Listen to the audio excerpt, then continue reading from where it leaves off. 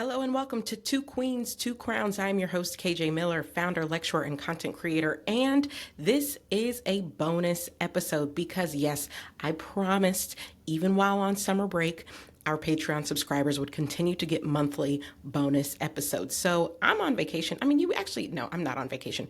I'm in North Carolina in a tiny box, basically in a closet right now, because I'm at a co-working space. I've been coming here every day. We came to North Carolina to visit Kadar's mom. So I've been coming here to work every day, which is why when I first said I'm on vacation, I then laughed because no, I have been working every single day. But it has been nice to be in North Carolina. Anyway, for those of you watching this, the reason it looks like I'm in a tiny box is because I am. I'm in one of their phone booths that are for when you need to take private calls. And I'm recording here in this tiny box.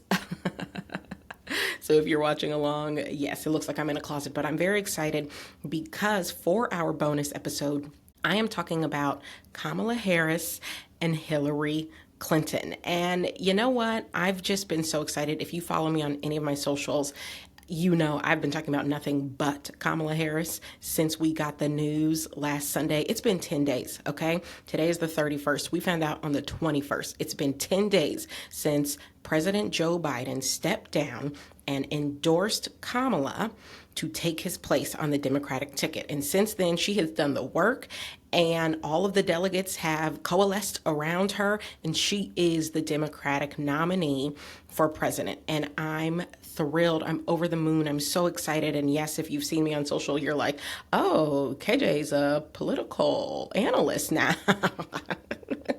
Because I can't stop talking about it. And you know what? I'm okay with that. I'm okay. If you'd like to refer to me as a political analyst, I'm okay with that. Clearly, I'm not one. I'm just a person with opinions. But right now, it's all I can think about. It's all I can talk about. And I make no apologies. It's a little bit like when I discovered Taylor Swift. For a period of like a month, I didn't talk about anything else. And you know what? I'm okay with that too. Sometimes I hyperfixate. And right now I'm hyperfixating on Kamala. And you know what? I would argue that's a good thing because our democracy is on the line. So if I were going to hyperfixate on anything, let it be the woman who is going to save America. I mean, my God.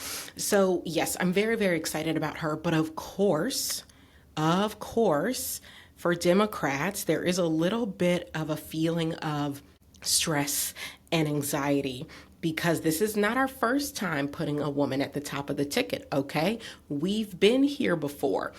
8 short years ago, Hillary was at the top of the ticket, and we were all so excited to finally have our first woman president. And of course, she lost to Donald Trump. And it was just one of the most devastating days of my adult life. I just remember feeling so sad and so depressed, and it just was the worst, okay? I had also, that same month, November 2016, is when I had quit my full-time job in order to be full-time at Minted. Okay. We hadn't launched yet. We were launching in January. So I quit my job to say, okay, I'm going to do it. I'm going to go full time. And then Trump got elected and suddenly the world felt like a very unkind place. And I was like, and I just quit this good job. And, you know, the country's going to hell. What are we doing? So anyway, I think a lot of us are having flashbacks to that time. We're scared, right? Because we've been here where we've tried to get a woman elected president, and that woman was running against Donald Trump, and we all had high hopes and energy and excitement and everything else, and then it didn't happen. And so I figured with this platform, Two Queens, Two Crowns, I would take a good look at these two queens, okay, Kamala and Hillary, and really ask, where are they similar? Where do they differ? And do we have reason to believe that this time around we will put a woman in the White House? And I have to tell you, spoiler alert, I think the answer is yes. Yes, there are similarities, but there are a lot of differences between these two women. And yes, they are both queens. And yes, Hillary should have been in the White House because yes, she did win the popular vote. Okay. But there are a lot of differences, and I just want to explore some of those and hopefully get all of us to a place where we really feel like, even though there is, anxiety there is fear there, we can really have faith and hope that we're going to do it this time. Okay. So that's what I'm hoping we get to by the end of this episode. Now, before I dive into the meat of the episode, let me just say this. I do need to spend a little bit of time really just going off for my girl Kamala, because what she's done so far, again, it's been 10 days.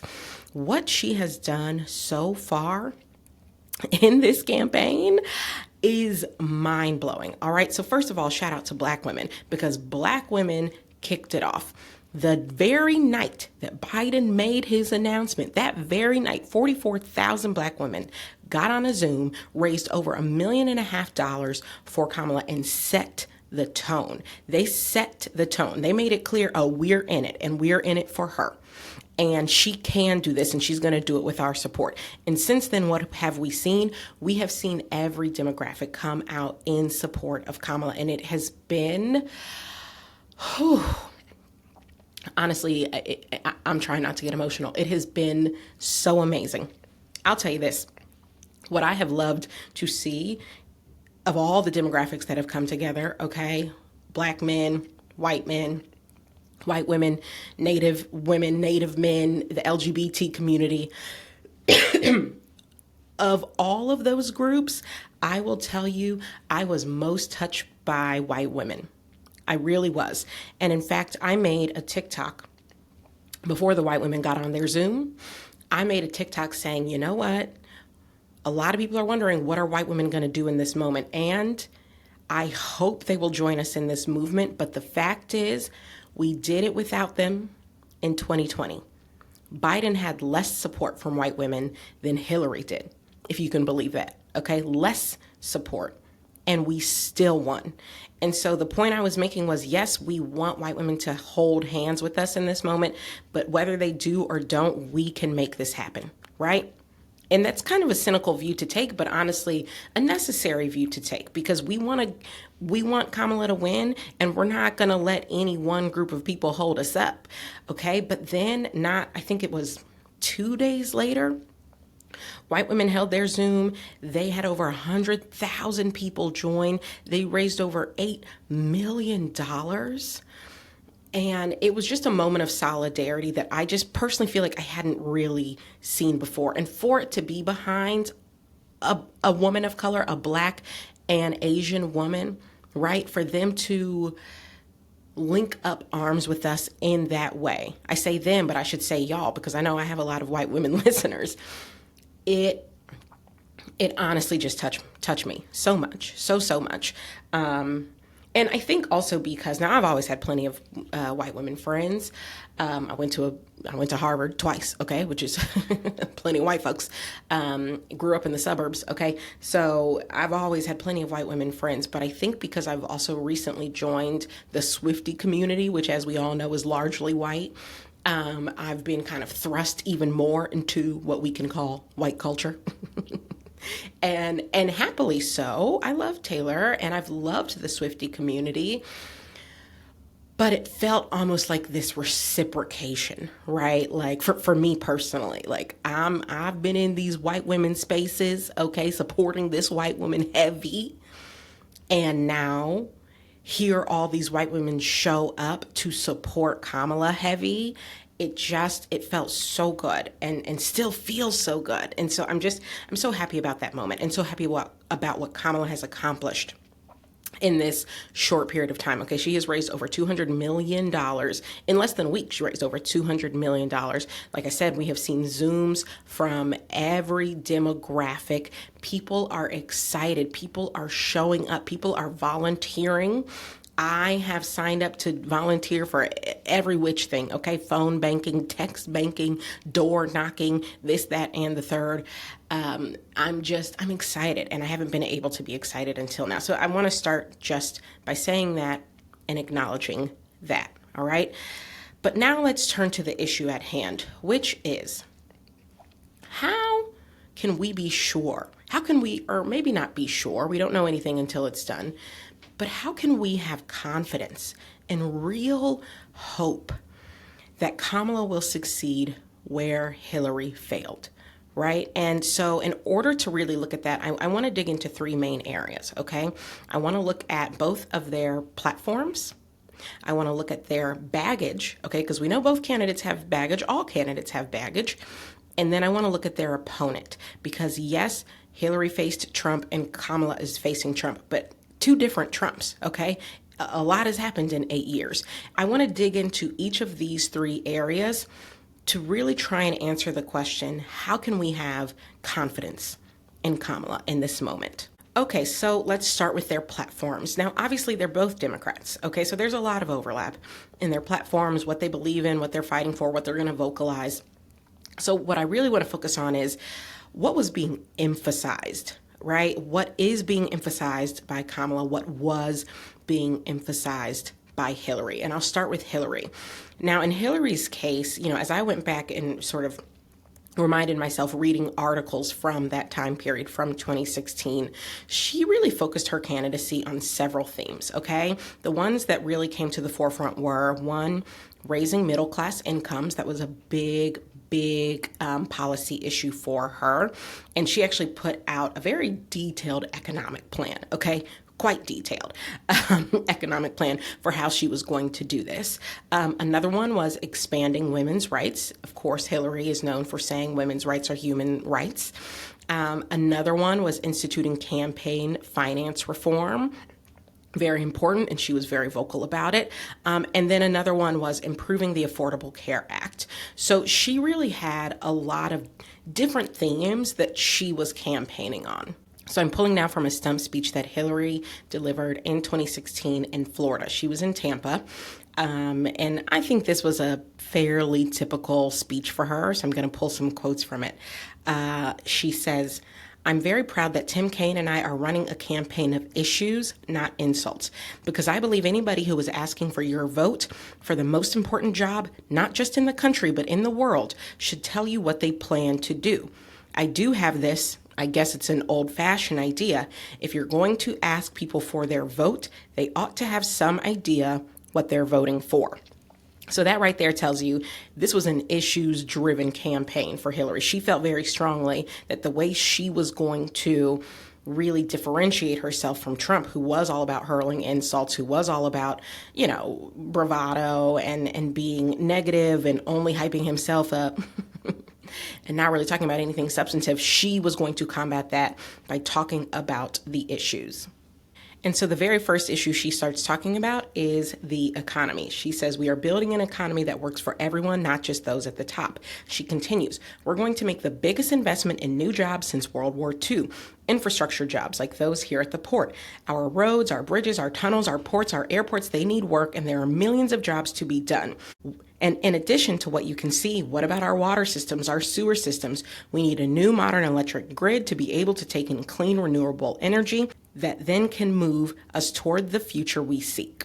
Then, still in keeping with the economy, she goes into climate and renewable energy. She says, "I have a plan to install 500 million solar panels by the end of my first term and enough clean energy to power every home in America by the end of my second term." Okay, so we've gone in deep on the economy. We've gone in on renewable energy. She is really laying out issue by issue what she's going to do. She keeps on this theme for a long time. I mean, when I say she was detailed in her economic plan and put out a detailed plan, she really did, because it's several paragraphs of talking about all these jobs she is going to create. Then she goes into the minimum wage. She says, "I also believe we should raise the national minimum wage. Anybody working full-time should not be living in poverty." And then she hits you with the piece about equal pay. She says, "Finally, let's guarantee equal pay for women's work, which will raise family income." Okay, so like I said, a lot of different issues that she was focused on, but the economy was very clearly the biggest one. And then, of course, women's rights, the climate, renewable energy, and raising the minimum wage. Okay. That was Hillary's platform. Let's turn to Kamala. What is Kamala's platform? Now, again, we're only 10 days in. Okay, so I'm sure there might be more that develops as we get further into this campaign. But I will say, from what she has said, it is very clear that the biggest tentpole issue for Kamala is reproductive rights. Okay, I was on the Women for Harris call this past Monday. And I will say, to me, that issue got more time, more airplay than any other one. It was also the one that was most touching for me because they had these two women, Caitlin and Amanda, Caitlin from Louisiana, Amanda from Texas, get on and share their stories about living in states with these Trump abortion bans. And by the way, that's what Kamala refers to it as, the Trump abortion ban, which I think is very smart to put his name on it, okay? Because he gave us these judges and those judges overturned Roe v. Wade.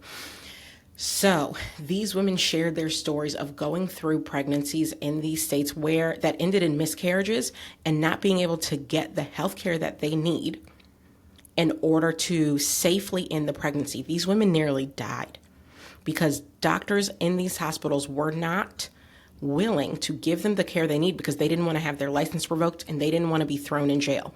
And that is what would happen to them in those states because of the Trump abortion ban. So when I tell you this is such an important issue for Kamala, she is not shying away from it. She is talking about it very plainly, and she is making sure her surrogates are talking about it very plainly. So that is issue number one. It's clear. Some other issues we're seeing her talk about, one actually is immigration. And a lot of people sort of expected her to shy away from talking about immigration because, you know, people think, oh, the border issue is not a good issue for you. But in fact, she is not shying away from it. So she's really talking about the legislation that they almost passed, Biden and Harris almost passed, that Trump worked to kill because he didn't want that win to happen under Biden-Harris. And for those of you who do not know what I'm talking about, here's an article from CNN from January of this year, okay? It states, senior Senate Republicans are furious that Donald Trump may have killed an emerging bipartisan deal over the southern border, depriving them of a key legislative achievement on a pressing national priority and offering a preview of what's to come with Trump as their likely presidential nominee. In recent weeks, Trump has been lobbying Republicans both in private conversations and in public statements on social media to oppose the border compromise being delicately hashed out in the Senate, according to GOP sources familiar with the conversations, in part because he wants to campaign on the issue this November and doesn't want President Joe Biden to score a victory in an area where he is politically vulnerable. So, that's on record. And multiple Republicans went on record stating that Trump was doing this. And obviously, Trump also was doing it on social media. So Kamala has been talking about that. This man doesn't care. Whatever he says about immigration, whatever he says about border security, he doesn't care because he would have rathered, he was willing to kill a deal, a bipartisan deal to protect the border in order for him to be able to campaign on it. He cared more about his campaign than the border, right? So that's another issue that she is not, in fact, shying away from. And then the third one I have definitely heard her talk about in some length is healthcare, specifically how Trump has failed to abolish the Affordable Care Act, even though he tried over and over and over again while he was president, and contrasting that to the fact that Biden and Harris, not only have they not abolished the Affordable Care Act, but they've made healthcare more affordable by capping the cost of insulin at $35, okay? So those are kind of the tentpole issues we're really hearing come out of the Harris campaign. But what I will say is for her, the big tentpole issue, where for Hillary, it was the economy, for Kamala, it really is reproductive rights. And look, in my opinion, as a budding political analyst, I think Kamala's message is tighter. I actually think the fact that she only has 100 days really to campaign and has had to hit the ground running has helped her relative to Hillary. Because like I said, there were a lot of themes for Hillary's message. She really was trying to be the candidate of substance, the candidate of issues, right? Where Trump was the candidate of insults. And so I think that's great. And Hillary, to me, is a bit more of a policy wonk in that way. She spent 8 years in the Senate versus Kamala, who spent 4 years in the Senate. I think that's great, okay? I think she would have been a fantastic president because she is a policy wonk. But I think the messaging is tighter when you're not trying to talk about so many things. And right now, Kamala's not. Like I said, we're still early in the campaign, so are we going to hear her talk about more things? Yes. But I think having a tentpole issue like reproductive rights, I mean, so explosive and sensitive, yes, which is why I think a lot of people maybe want to couch it in certain terms, maybe kind of want to sugarcoat the way they speak about it. Kamala's not doing any of that. And frankly, I think that is so smart. It is in your face and it's tight. Okay. Do you want the women in your life that you care about to die? If you are a woman, do you want to be in desperate need of health care that you cannot access because of the Trump abortion bans? Do you want your daughter to not be able to access the reproductive care that she may need? No, of course not. None of us wants that. And so I think having that issue as her tentpole issue and really honing in on it is so different than what we saw with Hillary. Now, mind you, obviously when Hillary was running, Roe v. Wade was still the law of the land, right? So while she clearly cared about it and cared about the fact that there were Republicans at the time trying to ban abortion, it hadn't happened yet. Where for Kamala, this is urgent. It is an emergency to keep this man out of office, keep him from passing a national ban and codifying right to abortion access and reproductive care into law. That is urgent for Kamala. And so I think the messaging for her, and when it comes to the messaging around her platform, I think it's tighter, and I think that's going to keep us all energized in a way that maybe didn't happen quite as much for Hillary. So that's reason number one where I think there really is a real difference between these two. And I think that tight messaging and the urgency of that messaging is going to carry Kamala into the White House, okay? So now let's get into the baggage. All right, that's it for those of you listening to the teaser. If you want the full episode, please make your way right on over to patreon.com/2queens2crowns and subscribe. Okay, for the cost of, a coffee every month, $4.99 a month, you get full bonus episodes every single month, even when I'm on break. Okay, I'm still bringing them to you with great content like this. If you love it, I do hope you'll consider subscribing. Again, that's patreon.com/2queens2crowns. And if you don't want to subscribe, that's fine. There will still be plenty of free content for you to enjoy.